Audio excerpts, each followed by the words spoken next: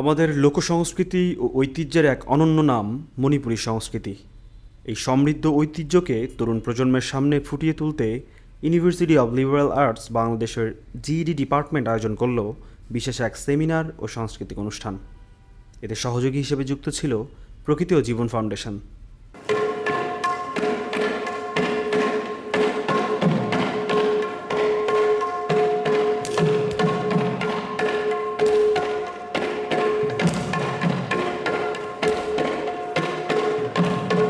আমাদের এই যে জেনারেল এডুকেশন বিভাগ, এই বিভাগের লক্ষ্য উদ্দেশ্য হচ্ছে স্টুডেন্টদেরকে, আমাদের যত শিক্ষার্থী আছে ইউ ল্যাবের, এই সকল শিক্ষার্থীদেরকে যেন আমরা 360 ডিগ্রি এডুকেশন দিতে পারি, যেন তাদের একটা স্বয়ংসম্পূর্ণ জ্ঞান পেতে পারে এবং সেটা নিয়ে তারা চিন্তা করতে শিখে, তারা ক্রিটিক্যালি বিষয়গুলোকে দেখতে শিখে এবং যে প্রবলেম সলভিং যে স্কিলগুলো আছে সেগুলো যেন ডেভেলপ করে।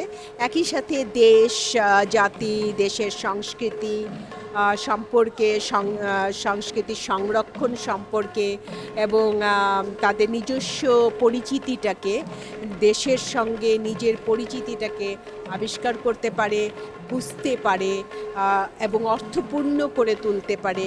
এরকম করে আমরা আমাদের শিক্ষার্থীদেরকে গড়ে তুলতে চাই, এটাই আমাদের উদ্দেশ্য।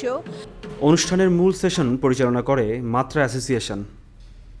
সেমিনারে মণিপুরী জীবনধারা, পারফর্মিং আর্ট এবং প্রকৃতির সাথে এই সংস্কৃতির গভীর মেলবন্ধন নিয়ে তথ্যবহুল আলোচনা করা হয়। সাংস্কৃতিক পর্বে পরিবেশনার রূপ ছড়িয়ে দেয় প্রকৃতি ও জীবন ফাউন্ডেশনের মিউজিক ক্লাব। প্রকৃতিকে নিয়ে তাদের পরিবেশনা করা গানগুলো পুরো মিলনায়তনে এক সুরের মূর্ছনা ছড়িয়ে দেয়। এরপর মাত্রা অ্যাসোসিয়েশনের শিল্পীরা পরিবেশন করেন মনোমুগ্ধকর মণিপুরী নৃত্য। তাদের চমৎকার মুদ্রা ও রূপসজ্জা বিমোহিত করে উপস্থিত দর্শক শ্রোতাদের।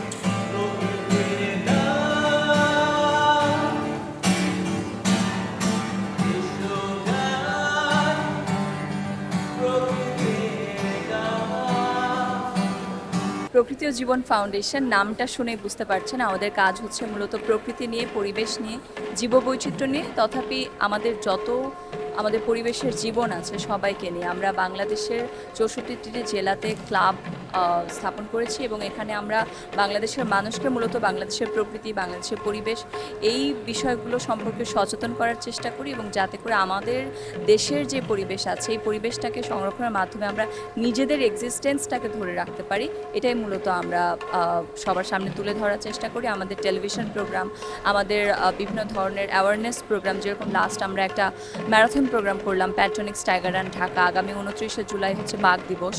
তো বাঘকে সংরক্ষণ করার জন্য, মানুষের মাঝে সচেতনতা বৃদ্ধির জন্য আমরা এই মিনি ম্যারাথনটা অ্যারেঞ্জ করেছিলাম এবং আমাদের পার্টিসিপেট যারা করেছিলেন প্রায় 1700 রানার সেখানে এসেছিলেন এবং একটা সাকসেসফুল ইভেন্ট আমরা করেছি। আরও আমাদের পিওজে মিউজিক অর্থাৎ নেচার কনজারভেশনের বিষয়টাকে আমরা মিউজিকের মাধ্যমে মানুষের মাঝে তুলে ধরা, এরকম নানান ধরনের কাজ আমরা করছি।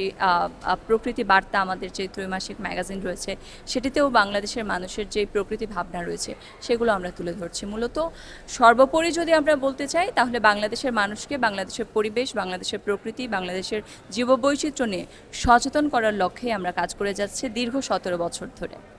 হ্যাঁ, আমাদের কালচারের এটা আমাদের কালচারের সোল, মণিপুরের একটা সোল, নাট্য সংগীত হচ্ছে এই মণিপুরীদের সোল। আমাদের মণিপুরীদের গীত, বাদ্য ও নৃত্য হচ্ছে খুবই গুরুত্বপূর্ণ একটি অংশ আমাদের মণিপুরী জীবনধারার। আমরা অ্যাসোসিয়েশন নিয়ে আসলে অনেকগুলো কাজ করছি, একই সাথে আর্কিটেকচার থেকে শুরু করে আমরা ডেমোগ্রাফিক সার্ভে করি, মিউজিক নিয়ে কাজ করি, কালচার, ভিজুয়াল আর্টস নিয়ে কাজ করি। যে কোনো সাইডে বলেন না কেন, আর্টসের যে কোনো সাইডে আমরা চেষ্টা করি যে সেটা রিচ করার জন্য চেষ্টা করি আর কি। সো মানে বাংলাদেশ সহ এবং বাংলাদেশের বাইরেও যেখানে হচ্ছে আমরা মানে নিজেকে প্রেজেন্ট করার সুযোগ পাবো সেখানে হচ্ছে আমরা যেতে ইচ্ছুক বা যেতে চাই আর কি।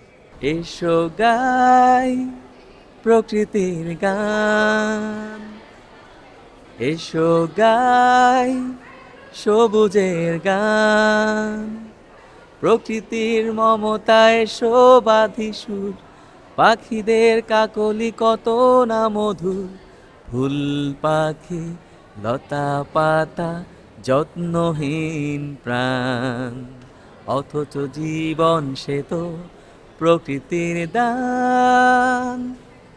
নিজের সংস্কৃতি, প্রকৃতি ও ক্ষুদ্র নৃগোষ্ঠীর ঐতিহ্যকে জানার এমন উদ্যোগ নিঃসন্দেহে প্রশংসনীয়।